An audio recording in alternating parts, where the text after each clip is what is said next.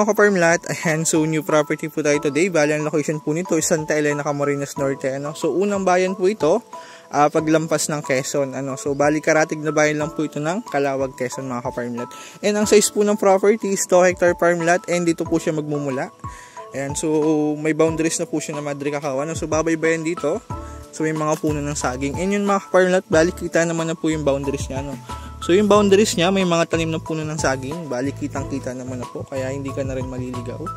Ayan, so bali left and right po yung property mga ka-farmlat. So sa right side natin yung pinakamalaking area. So ayan, so estimate natin dito sa kabila is nasa half hectare lang o wala pa. So yung kalakihan ng area niya is nasa right side.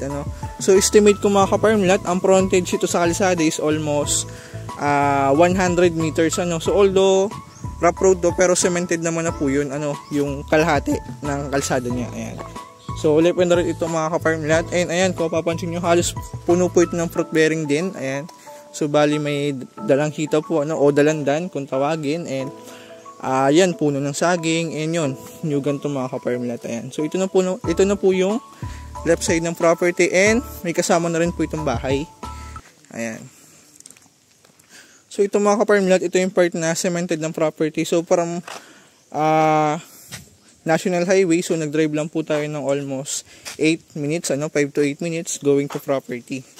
Ayan, so konti lang naman po yung portion na rough road niya going sa property. So kalimitan naman po is cemented na. Ayan, so bali ito po yung bahay. Ayan, na nasakop dito sa property. So kasama po ito sa bentahan. Ayan, bali house and farm and house po ito mga ka-farmlat. Ayan. So may 3 bedroom daw po ito. So yun nga lang, di natin papapasok kasi wala po yung owner. Nasa kabilang bayan. Ayan. So kaya the reason why kaya nila binebenta is lilipat na po sila ng bahay. Ayan. So ito yung likod. And ayan, may source na rin po ito ng tubig mga ka-farmlat. Bali may pump po dyan sa baba. Ayan. So bali yun po yung source nila ng tubig. Pinapump pataas dito sa bahay. So yun po yung source nila ng tubig. Ayan, so ito, videoan ko lang. Diyan Lloyd. Ayan. So ayan, bali may grahe na rin po ito. Kasi naman isang kotse dito. Yun yung kabila, may grahe din. And ayun, kung gusto mo mag-alaga ng baboy, so may pedigree na po siya. So 2 butas yan mga ka-farmlat. So cash dyan, siguro mga 8 baboy kasya dito. Ayan, so ito yung left side ng property mga ka-farmlat. So maliit lang yung portion na nasakop niya dito. Ayan, so dito naman sa kabila, ang frontage niya is estimate natin is nasa 70 meters yung frontage niya. So maliit na yung frontage niya nasakop dito, pero kung babahayan ay malaki-laki na rin. Ayan. Babaybay po yan dito. Itong sagingan na itong mga ka-farmlat, ito yung boundaries nila na babaybayan dyan. Ayan. Pag ganun. So yan. Panalo itong mga ka-farmlat kasi house and lot na. So, yung presyo na, sakto lang. Kasi along the road po ito. And ang good thing dyan mga ka-farmlat, may bahay na. So, anytime, pwede mo na tuluyan. So, no need mo na magpagawa ng bahay o magpa-develop. Ayan. So, yung boundaries niya mula sa nilakaran ko, abot dito. Sa puno ng nyog na yan. So, left and right yung property mga ka-farmlat. Ayan. So, dito silipin natin. Sa kabila. Ayan. So, barangay cemented road naman po ito. Ayan. So, dito mga ka-farmlat, ayan, halos kababaan pa ng nyog niya. So, although hilly siya, pababa, pero banayad naman po yan, Ayan. So, yun, may part din siya na overlooking. Dito sa part na to, maganda gumawa ng kubo kasi medyo mahangin yung lugar. Ayan. So, presko mga ka-farmlat.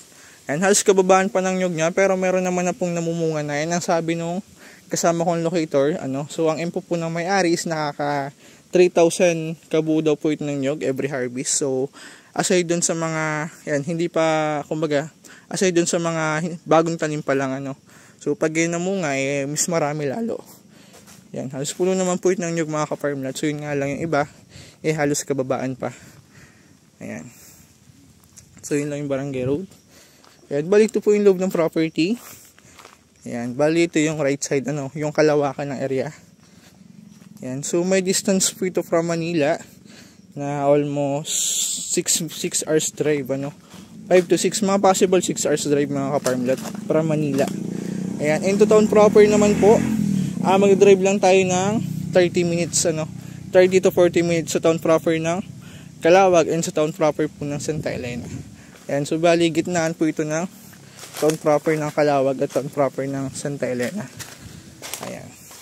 So ito naman po ay bungad lang ng Santa Elena Camarines Norte, Hindi naman siya dulo na, kumbaga bungad lang po ito. Ayan, so halos kababaan pa ng nyug dito mga ka-farmlat. And yun, ang maganda dito, malinis po yung property, So aside sa nyug, may mga tanim po ito na dalandan. Ayan. So namumunga na rin. Ang sabi ng locator natin is nasa 30 and 30 pieces daw po ito ng dalandan. Ayan, namumungan. Ayan. So panalo to mga ka-farmlat, mura lang po ito kasi may bahay na. And yun nga po, the reason why kaya binebenta is lilipat po ng bahay yung may-ari. Ayan. May puno rin ng mangga. And sa kuryente, ayan lang, may source po ng kuryente. And may internet access na rin po. And sa signal, wala nga palang SIM yung gamit ko. So, i-check natin mamaya kung may signal ba dito sa property. Ayan. So, ito naman po ay Ulduhili. Banayad naman ito mga ka-farmlat. Ayan, kung mapapansin nyo. Sa source ng tubig, walang problema. So, kuryente, meron din. And accessible po ito puntahan mga ka-farmlat kahit gabi, makakarating ka sa property. And yun, although may rough road siya, pero banayad naman po kumbaga, maganda naman yung pagka-rough road niya. So, smooth naman po. And kahit bios, pasok sa property. And maliit lang naman po yung portion na rough road niya. And all cemented naman po yung dadaanan natin, from Manila. Ayan. So, yun mga ka-farmlat, panalo to. Kung naghahanap ka ng retirement plan at the same time investment na rin para sa pamilya mo. So saktong-sakto to mga ka-farmlat. Mura and may kasama ng bahay, So sa bahay pa lang mga ka-farmlat, cemented po yan. And na rin po yung bintana, Kaya panalo ko dito mga ka-farmlat. Ayan. So pababa pa yan. Sa baba niyan mga ka-farmlat, I think may sapa.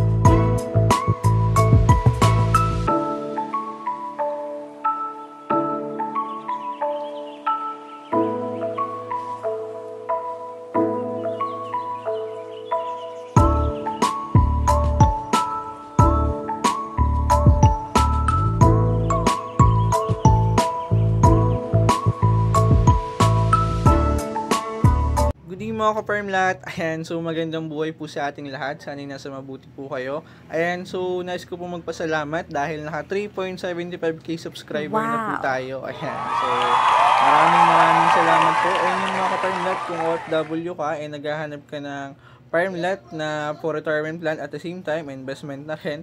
And so pwede na pong i-click yung logo natin sa taas, Ideal Farmlat, o sa gilid, ayan, tulad po nito.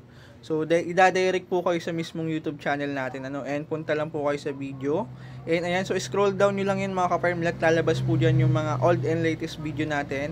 So, almost 80 plus video na po tayo ng farmlat. So, meron tayong along the road, may beach lot. Ayan, so scroll down nyo lang po and baka makita nyo na yung dream property nyo, So, yun mga ka-farmlat, and message nyo lang po ako sa number natin. So, bawat video naman po, may details yan, and may number naman po. So, message nyo lang po sa Viber, WhatsApp. So, sasagot naman po tayo, Yun lang mga ka-farmlat. Thank you po and God bless po sa ating lahat.